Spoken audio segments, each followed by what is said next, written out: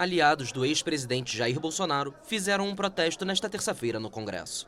A maioria colocou uma espécie de mordaça improvisada na boca, mas teve quem foi além e cobriu os próprios olhos.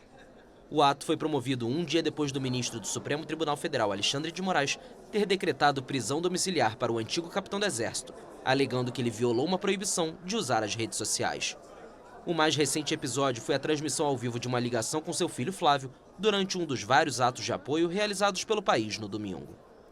Segundo a Agência Brasil, os senadores e deputados que participam da manifestação prometeram permanecer nos locais até que os presidentes das casas legislativas cancelem a sessão prevista ou aceitem pautar a anistia geral e irrestrita para os condenados por tentativa de golpe de Estado.